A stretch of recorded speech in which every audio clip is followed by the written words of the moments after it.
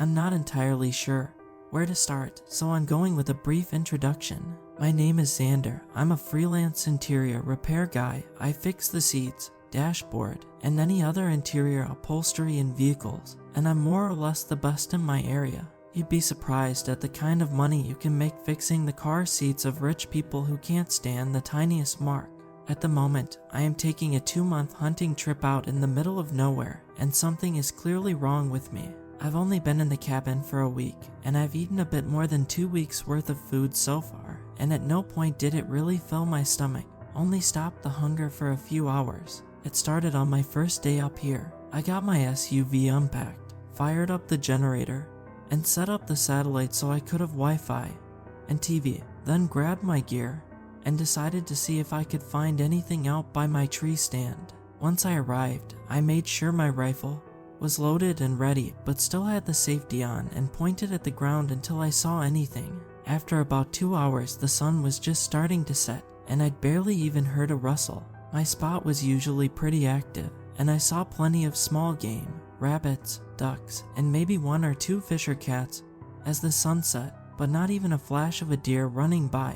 I was beginning to think I'd have better luck in the morning when I heard something akin to a mountain lion scream, followed by what had to be an elk or moose crying out in pain. I've heard plenty of animals cry out after being attacked, but this was different. The scream had too much bass to it and sounded disturbingly human. After a moment, I heard the loudest crunch of bone I've ever heard. It was like the sound of a waterlogged tree breaking in half, and the wounded animal's cries got much louder and more frantic before being suddenly cut short with another massive crunch. Now, it's worth mentioning this area does not typically have mountain lions, and their attacks do not sound like that. It sounded more like an angry grizzly was tearing something apart, and neither option sounded like something I wanted to see, so I decided to head back to the cabin. I removed the mag from my rifle, popped the one in the chamber back into it, pocketed it, and made sure my dad's old pistol was ready before walking as quietly as I could down the path. As I moved, I made sure I could still hear whatever was eating, keeping its relative position in my mind. Last thing I wanted to do was come face to face with a predator in the middle of a meal. As I listened, I heard less and less crunching and more wet chewing.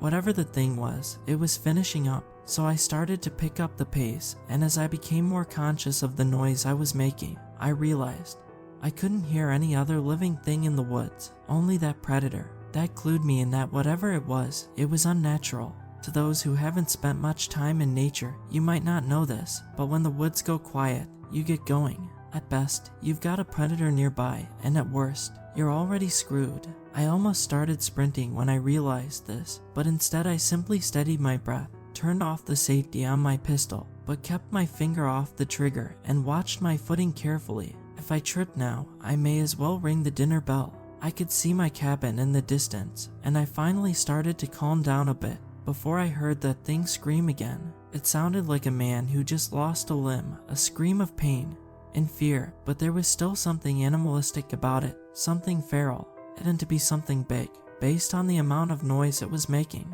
I heard the thing start to move around again. At first it was loud, wet footsteps, and then it turned to something akin to a gallop. This thing was sprinting, and based on the increasing volume of it, it was sprinting toward me. I lost my nerve. I started running myself. I could see the cabin. I could see the heavy reinforced door and the barred windows. I just needed to get inside, and I'd be safe. Or at least, that's what I thought until I heard a tree fall not 20 years behind me. It shook the ground as it hit, and I knew without a doubt whatever was chasing me would tear down that door like cardboard. So, I made a stupid decision. I turned around, put my finger on the trigger, and took aim at the center of the mass of the things coming towards me. I fired once, and it didn't slow. I fired 2 more times, and it faltered slightly. At that point, I didn't care about well-placed shots or about conserving ammo.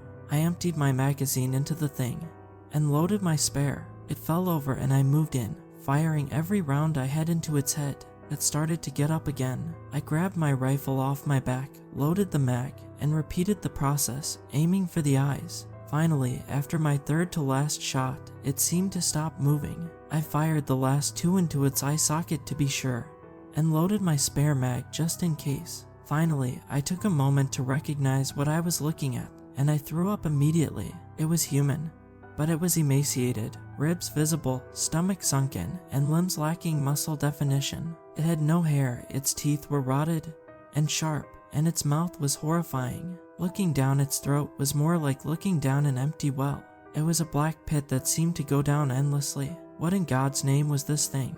What was wrong with it? What can tackle a tree over while looking starved?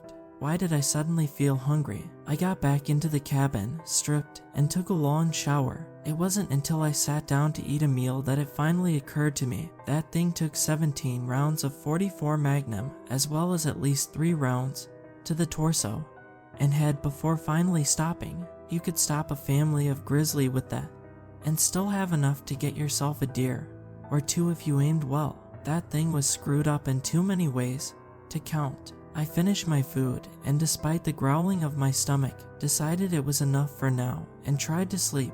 When I finally fell unconscious, I had horrid dreams of that thing.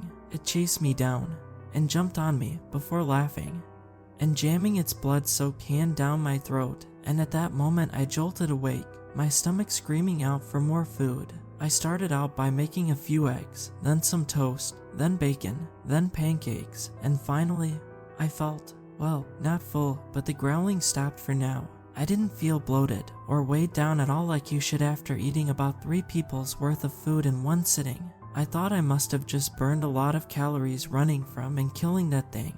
But given that the hunger has stayed the same since then, I have a feeling it's something more insidious. I stepped outside to get a better look at whatever it was I killed, and when I approached the body, I quickly noticed 2 things. 1, there was not a single living thing near it. No ants, no flies, no small scavengers, nothing. No living thing would touch it. 2nd, it seemed mummified almost, as if it had died in a bog a few hundred years ago.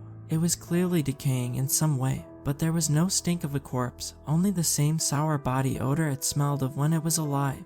I could only assume that not even bacteria wanted anything to do with it. I left it alone and stepped back into the cabin to connect my phone to the satellite so I could try and Google whatever that monster could be. But nothing is really fitting what I'm seeing, and it doesn't really explain my sudden hunger after its death. Does anyone know what it could be? I can only assume it's cursed me or given me some disease that makes me hungry, and I can't keep eating this much. I'll run out of food in a week if I do. Please, does anyone know what could do something like this?